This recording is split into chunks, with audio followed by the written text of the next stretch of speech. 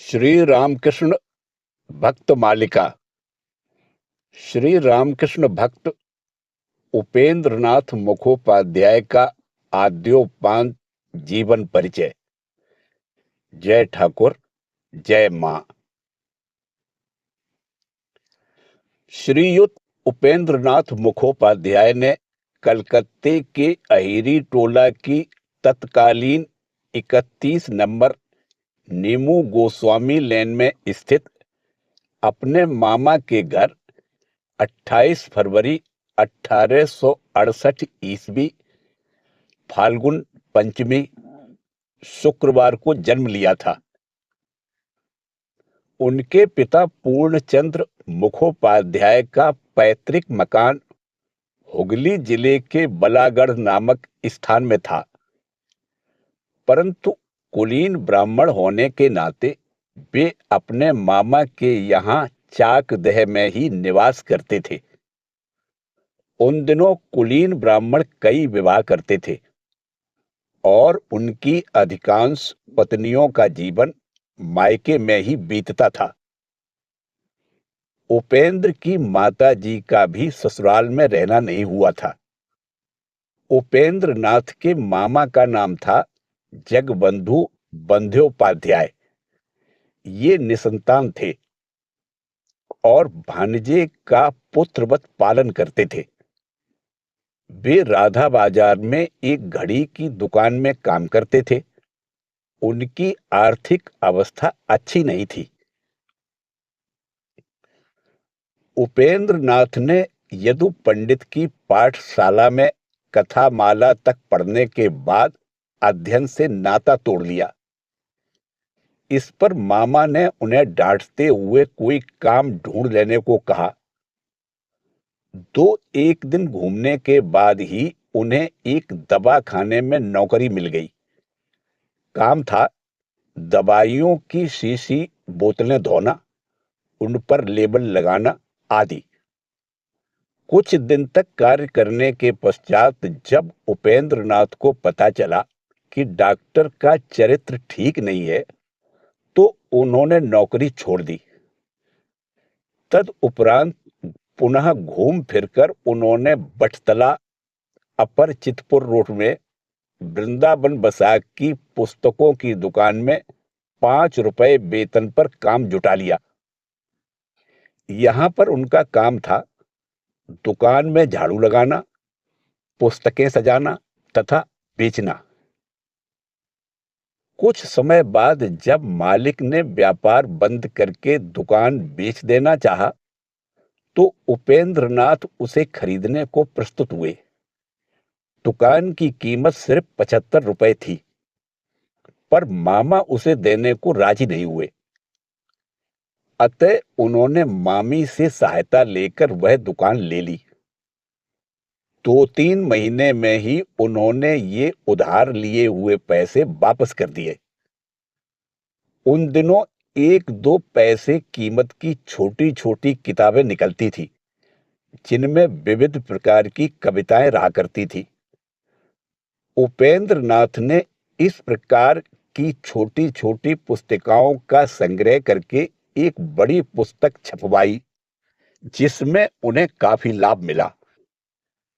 बाद में वे और भी अनेक पुस्तकें निकालने लगे और साथ ही दूसरों की प्रकाशित पुस्तकें भी बेचने लगे। भक्तवर देवेंद्रनाथ मजूमदार के ज्येष्ठ भ्राता सुरेंद्रनाथ मजूमदार के सभी काव्य ग्रंथों के वे ही एकमात्र विक्रेता थे। इस सूत्र से उनका देवेंद्रनाथ के साथ भी घनिष्ठ परिचय हुआ। अहिरी टोला में उन दिनों देवेंद्र बाबू के अतिरिक्त भक्त अधरलाल सेन भी निवास करते थे। इस कारण श्री रामकृष्ण देव वहां आया करते थे। संभवतः इसी सूत्र से उपेंद्रनाथ को उनका प्रथम दर्शन प्राप्त हुआ और उनके प्रति आकृष्ट होकर वे दक्षिणेश्वर आने जाने लगे। श्री रामकृष्ण देव भी इस सुलक्षण युवक की ओर आकृष्ट हुए और उनका परिचय पूछा। उपेंद्र नाथ का परिचय सुनकर ठाकुर बोले, ओहो, तुम ब्राह्मण हो? तुम लोगों के घर देव पूजा होती है क्या? उपेंद्र ने उत्तर दिया, हाँ, नारायण की नित्य पूजा हुआ करती है। ठाकुर ने पूछा, एक दिन नारायण का प्रसाद खिला सकोगे? उपेंद्र नाथ ने हामी भरी।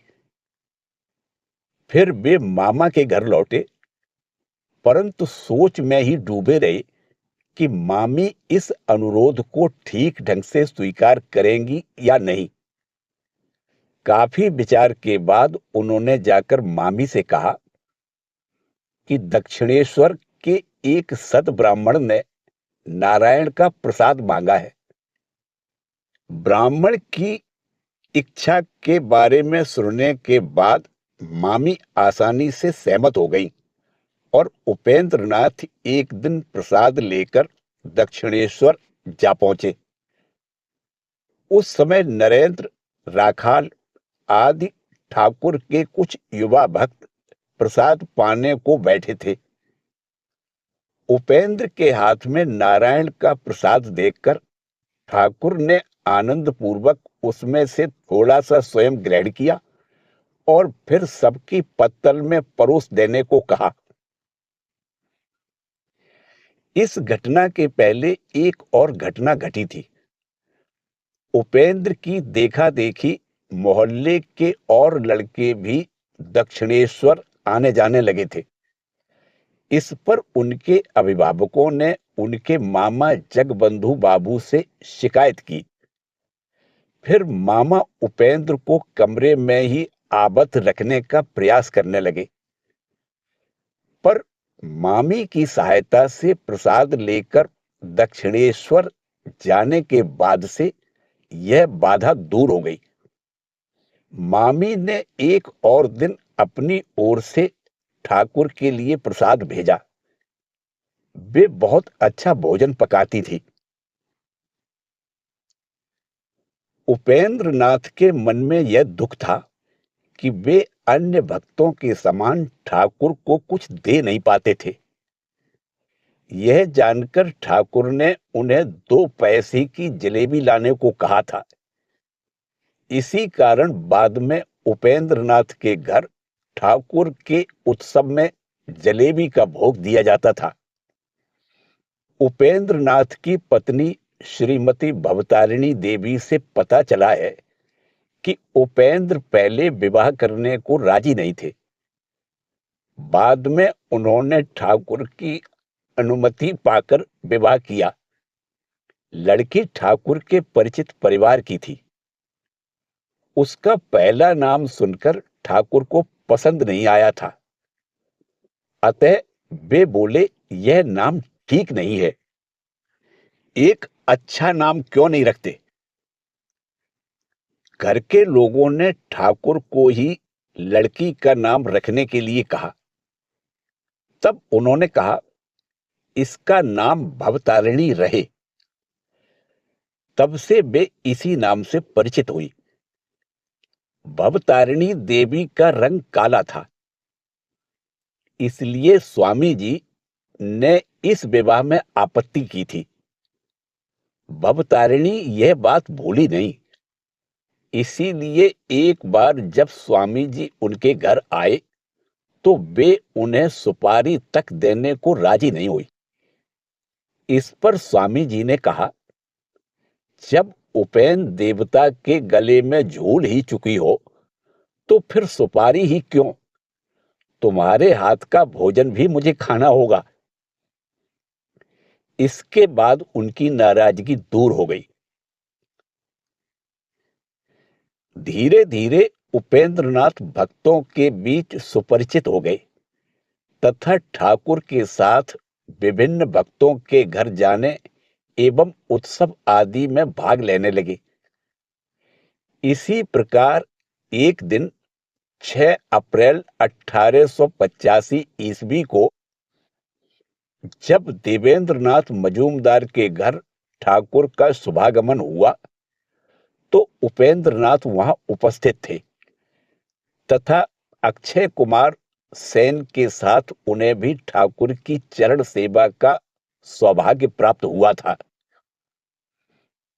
रामचंद्र दत्त ने अपने श्री रामकृष्ण परमहंस देवेर जीवन वृतांत नामक बंगला ग्रंथ में लिखा है, कार्यकारी भक्तों में भक्तवीर सुरेंद्रनाथ मित्र, बलराम बोस, केदारनाथ चट्टोपाध्याय, हरिश्चंद्र मुस्तफी, देवेंद्रनाथ मजूमदार, गिरीश चंद्र घोष, अतुल कृष्ण घोष, मनोमोहन मित्र, कालिदास मुखोपाध्याय, नवगोपाल घोष, उपेंद्रनाथ मुखोपाध्याय आदि भक्त श्रेष्ठ महात्माओं ने मिलकर परमहंस देव के आविर्भाव के उपलक्ष्य में महोत्सव आरंभ किया। उपेंद्रनाथ निर्धन होने पर भी पूर्ण उद्यम के साथ उत्सव आदि में सहयोग दिया करते थे। अपनी क्षमतानुसार सारे कार्य करते थे और अवकाश मिलते ही कलकत्ता या दक्षिणेश्वर में ठाकुर के श्री चरणों में पहुंचकर उनके श्रीमुख की वाणी सुनकर धन्य होते थे। तथापि निर्धनता मानो सीने पर चढ़े एक भारी चट्टान की तरह उन्हें दबा रही थी तथा उनके भक्ति की अभिव्यक्ति एवं उपलब्धि के प्रयास में पग पग पर बाधक सिद्ध हो रही थी। अन्य भक्त जहां निसंकोच ठाकुर को घर ले जाकर आनंदोत्सव करते, वहां उपेंद्र अपने हृदय में वैसी स्वाधीनता अनुभव नहीं कर पाते थे। घर में मामा भी सदैव उन्हें उनकी अक्षमता की याद दिलाते रहते थे। इसके फलस्वरूप भक्ति लाभ के प्रयास के साथ ही अपना दैन्य अभाव दूर करने की चिंता भी सदा उनके मन पर अधिकार जमाए रहती थी। इसीलिए एक दिन जब श्री रामकृष्ण देव ने उनसे पूछा, तू क्या चाहता है? तो उत्तर में उनके मुंह से अपने आप ही निकल पड़ा, धन चाहता हूं। भक्त कल्पतरु ठाकुर ने इस इच्छा की सार्थकता को समझते हुए आशीर्वाद दिया, खूब होगा। यद्यपि इस प्रकार भक्त के भक्ति पथ की इस निर्धनता जनित बाधा को ठाकुर ने दूर कर दिया, परंतु वे उन्हें परोक्ष रूप से यह भी समझा देते थे कि धन कामना जीवन का उद्देश्य अथवा उच्चतर भक्ति की सहगामी नहीं हो सकती। इसीलिए पूज्यपाद स्वामी अखंडानंद जी की स्मृति कथा में ऐसा उल्लेख आता है, एक दिन उपेंद्रनाथ जब दक्षिणेश्वर में ठाकुर के दर्शन करने आया तो कमरे में भरे हुए भक्तों के बीच ठाकुर ने उंगली से उसी की ओर संकेत करते हुए कहा, यह लड़का थोड़े धन की कामना से मेरे पास आना जाना करता है।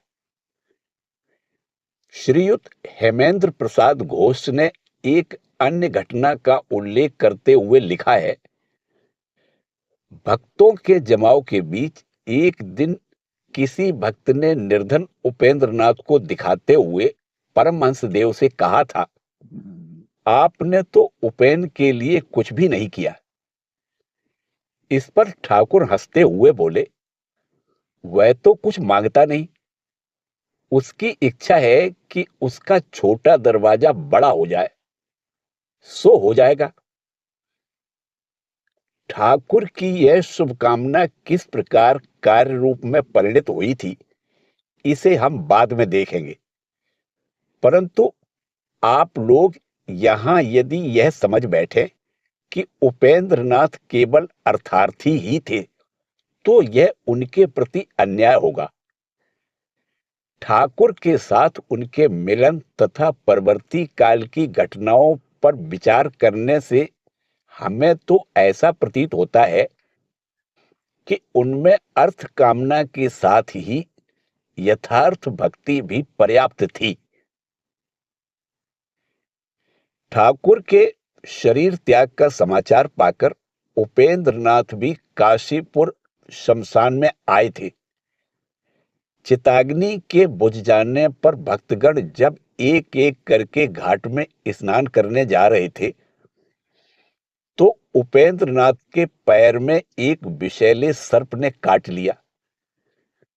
भक्तों ने उनके पैर का ऊपरी हिस्सा जोर से कसकर बांध दिया और घाव की जगह को गर्म लोहे की सलाख से दाग दिया। श्री रामकृष्ण देव की कृपा से उनकी जान तो बच गई, पर घाव का स्थान लगभग 4-5 महीने तक नीला होकर सूजा रहा। वह नीला दाग आजीवन बना रहा। उपेंद्रनाथ ने जिस समय में पुस्तक की दुकान खोली थी, उन दिनों बंगाली लोगों के हाथ में विशेष उल्लेखनीय पुस्तक व्यवसाय नहीं था। यह व्यवसाय बहुत ही सीमित था और उसका मुख्य केंद्र बटतला ही था। धीरे धीरे उपेंद्रनाथ ने एक छापखाना खरीदकर प्रकाशक का कार्य प्रारंभ कर दिया। वे ज्ञानांकुर नाम की एक छोटी सी पत्रिका भी निकालने लगे। स्वामी विवेकानंद जी का किया हुआ इमिटेशन ऑफ क्राइस्ट का बंगला अनुवाद ईशानुसरण इसी पत्रिका में धारावाहिक रूप से निकला करता था। फिर अचानक ही उन्होंने अंग्रेजी सीखने के सुगम प्रणाली से युक्त राजभाषा नामक पुस्तक निकाली। यह पुस्तक बहुप्रशंसित तथा अत्यंत लोकप्रिय हो जाने से उनका भाग्य ही पलट गया। वे व्यवसाय में प्रतिष्ठित हो गए और अपने कार्य में विस्तार करने के उद्देश्य से 3 नंबर बिडन स्क्वायर पर उन्होंने एक 2 मंजिला मकान किराए पर ले लिया। शीघ्र ही उनके मुद्रणालय से बसुमती नामक एक साप्ताहिक पत्रिका भी निकलने लगी। हम पहले कह आए हैं कि उपेंद्र बाबू केवल अर्थार्थी ही नहीं थे, व्यवसायी होने पर भी वे प्रधानता भक्त ही थे। इसका प्रमाण इसी समय की एक घटना से मिलता है। श्रीयुत कुमुदबंधु सेन लिखते हैं, स्वामी विवेकानंद पाश्चात्य देशों से लौटकर कलकत्ता आ रहे हैं। इस समाचार के कारण कलकत्ते में भारी हलचल मच गई।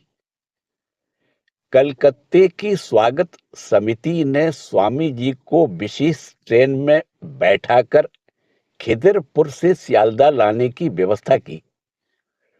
उपेंद्र बाबू ने उसके अगले दिन ही कलकत्ता तथा आसपास के प्राय सभी स्थानों में पोस्टर लगवाकर बड़े बड़े अक्षरों में स्वामी जी के पहुंचने के स्थान तथा समय की सूचना दे दी। इसके अतिरिक्त उन्होंने हजारों पर्चे छपवाकर कलकत्ते के निवासियों को स्वामी जी का स्वागत करने का आह्वान किया। यह सब उपेंद्र बाबू ने अपने खर्च से ही किया था। अपनी नई पत्रिका बसुमती में उन्होंने स्वामी जी की बैठी हुई मुद्रा में एक चित्र छापा, जिसके दोनों ओर 2 मंगल घट थे तथा नीचे स्वामी जी के आगमन के उपलक्ष्य में महाकवि गिरीश चंद्र द्वारा रचित एक नवीन गीत था। बसुमती का वह अंक हजारों की संख्या में निःशुल्क वितरित किया गया। उस दिन संध्या को पूज्यपाद स्वामी ब्रह्मानंद, योगानंद, परम भक्त गिरीश बाबू और पूर्ण बाबू के बीच चर्चा हो रही थी कि जाड़े के दिन है, फिर स्पेशल ट्रेन बहुत ही सुबह आने वाली है, अतः संभव है सियालदाह स्टेशन पर लोग अधिक संख्या में न आए। उसी समय अचानक उपेन बाबू आ पहुंचे। गिरीश बाबू तथा इन सन्यासियों के संदेह की बात को सुनकर वे दृढ़ता पूर्वक बोले, कल स्वामी जी के दर्शन करने हजारों लोग आएंगे। मैंने संपूर्ण कलकत्ते, बराहनगर, काशीपुर, भवानीपुर, अलीपुर में पोस्टर लगा दिए हैं, 50,000 पर्चे बांटे हैं और 10,000 वसुमती का वितरण किया है। मेरा दृढ़ विश्वास है कि श्री ठाकुर की कृपा से वहां पर तड़के ही, यहां तक कि पौ फटने के पहले ही लोगों की भारी भीड़ लग जाएगी। गिरीश बाबू ने कहा, भाई यदि ऐसी बात है तो तूने एक बहुत बड़ा कार्य कर दिया है।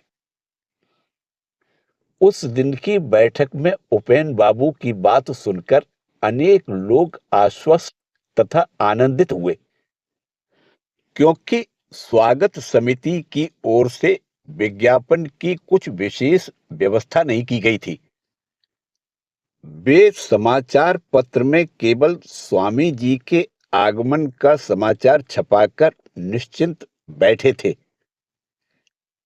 स्वामी जी की जीवनी से आप लोग यह जानते हैं कि उपेंद्र नाथ का यह भविष्य कथन आशा से भी अधिक सत्य हुआ था।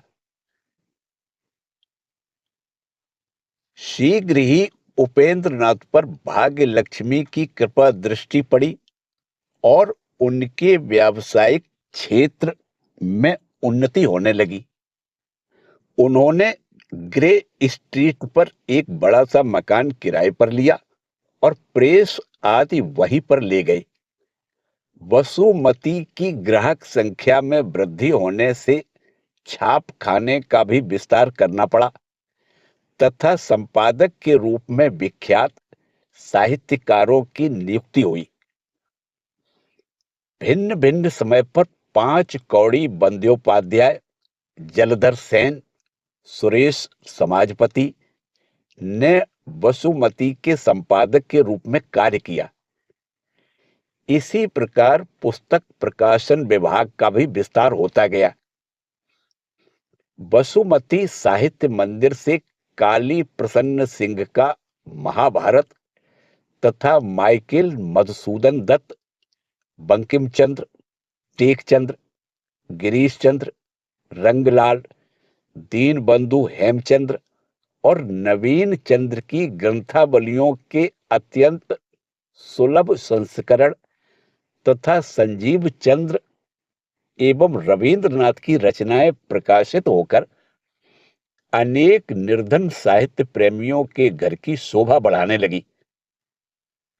प्रथम विश्व युद्ध के समय लोगों में दैनिक समाचार जानने का आग्रह देखकर उपेंद्र बाबू ने सांध्य दैनिक वसुमती निकाली।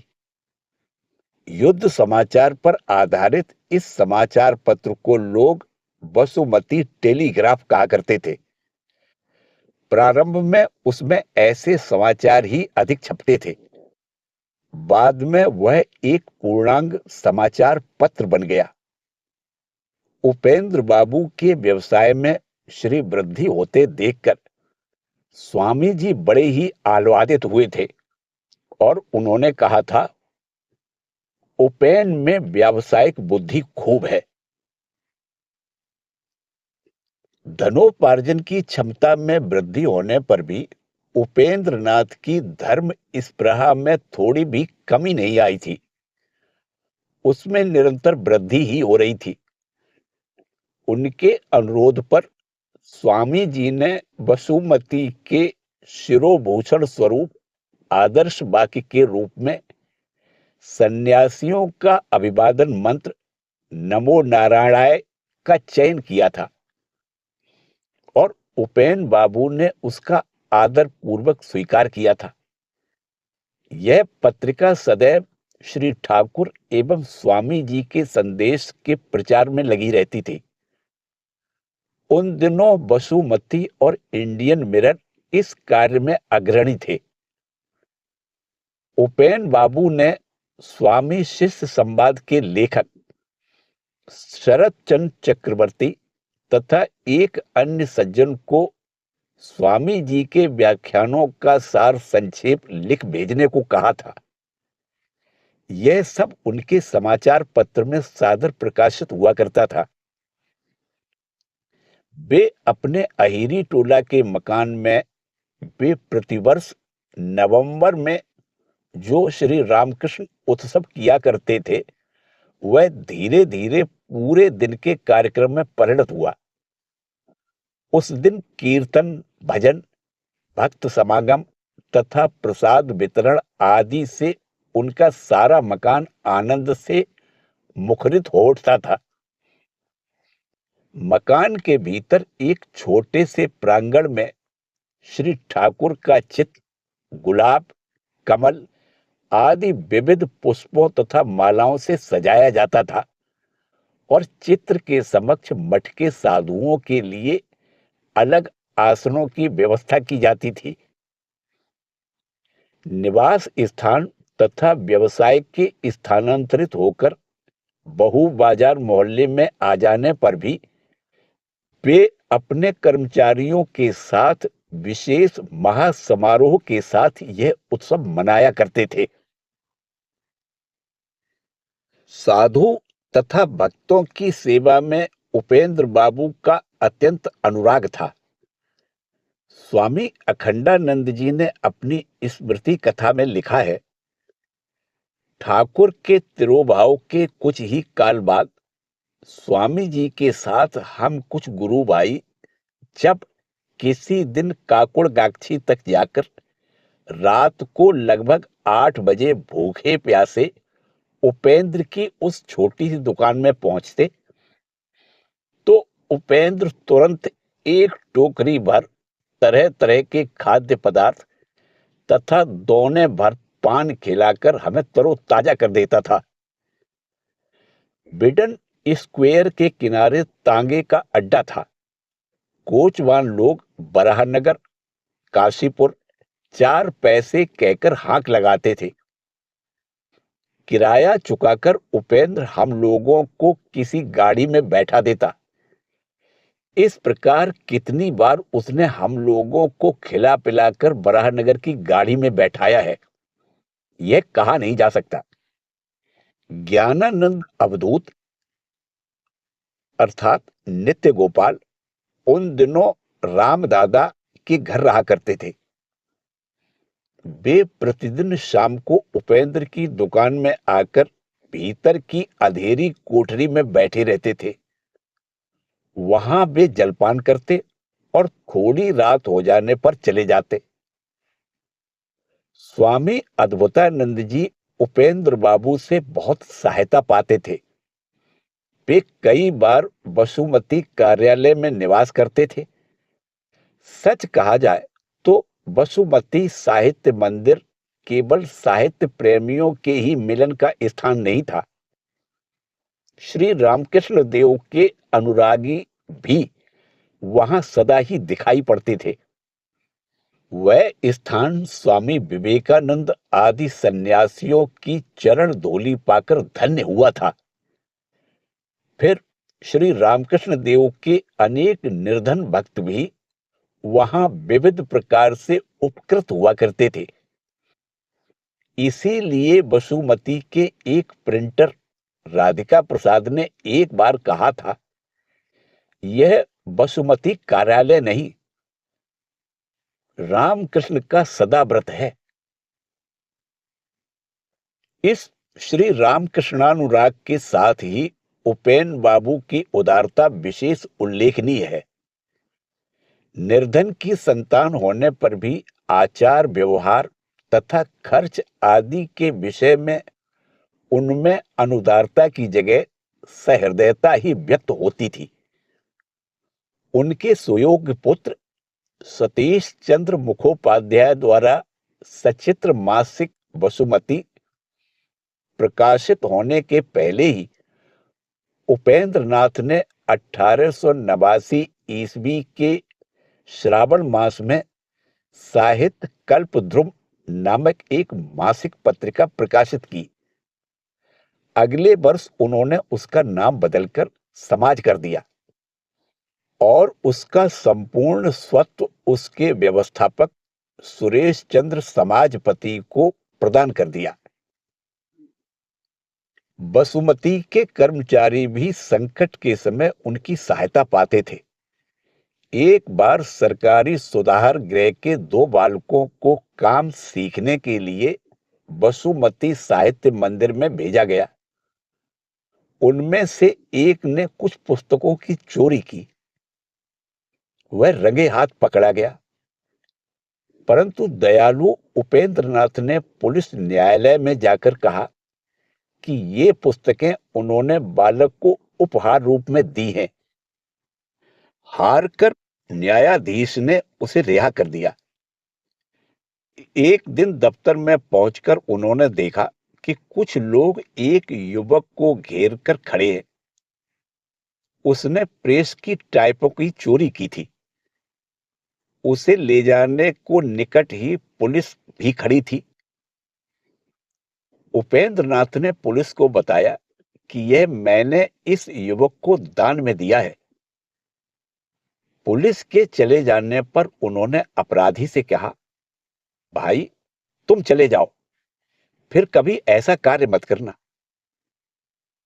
जो कंपनी उनके लिए आवश्यक कागज की आपूर्ति किया करती थी, वहां से एक दिन पत्र आया कि उनके नाम बहुत से रुपए बाकी हैं। उपेंद्रनाथ ने बताया कि उन्होंने उस पूरी राशि की अदायगी कंपनी के कर्मचारी को कर दी है। तद अनुसार कंपनी के आदमी ने आकर बसुमती कार्यालय के हिसाब की जांच करने पर पाया कि उपेंद्रनाथ का कहना सत्य है और कर्मचारी ने उन रुपयों का गबन कर लिया है। परंतु उपेंद्रनाथ ने वह संपूर्ण राशि पुनः अदा करने का उत्तरदायित्व लेते हुए अपराधी को छोड़ देने का अनुरोध किया। ऐसी दया प्रदर्शित करने का कारण इतना ही था कि वे सज्जन किसी समय श्री रामकृष्ण देव के पास जाया करते थे। एक दिन उपेंद्र बाबू के काम पर जाते समय रास्ते में एक व्यक्ति ने उनसे अपनी कन्या के विवाह के लिए धन की याचना की। इस पर उन्होंने उस दिन की बिक्री के सब पैसे उन्हें देने का वचन दिया। शाम को उस व्यक्ति को 300 रुपए देकर उन्होंने अपना वचन पूरा किया। उपेंद्र बाबू एक आदर्श गृही थे।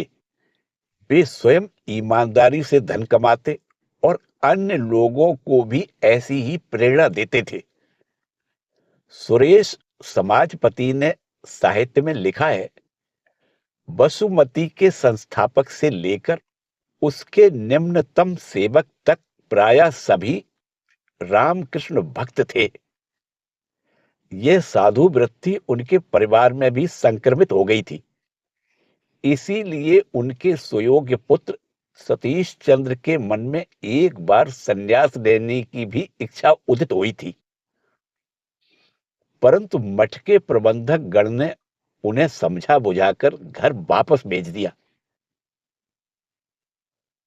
उपेंद्रनाथ की सफलता का प्रधान रहस्य था उनका कठोर परिश्रम।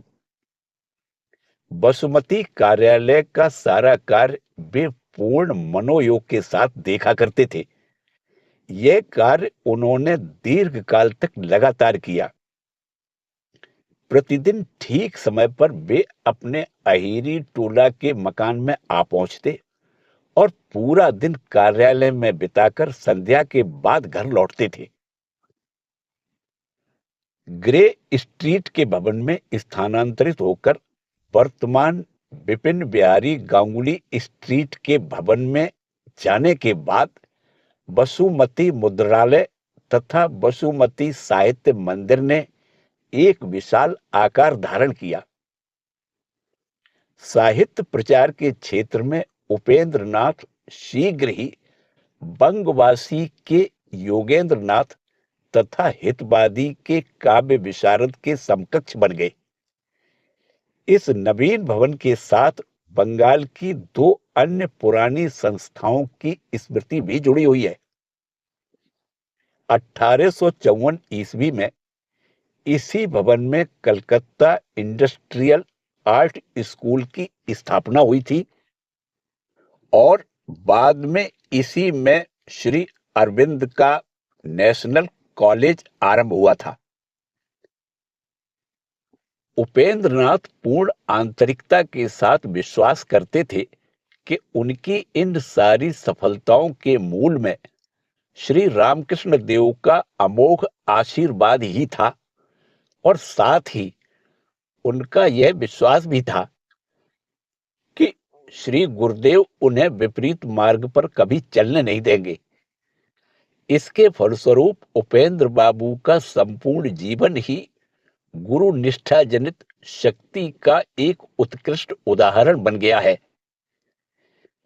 31 मार्च 1919 ईस्वी सोमवार को संध्या समय अहिरी टोला में उन्होंने अपने मामा के घर शरीर त्याग किया। इसी के साथ श्री रामकृष्ण देव के भक्त उपेंद्र नाथ मुखोपाध्याय का जीवन परिचय समाप्त होता है। जय ठाकुर, जय मां।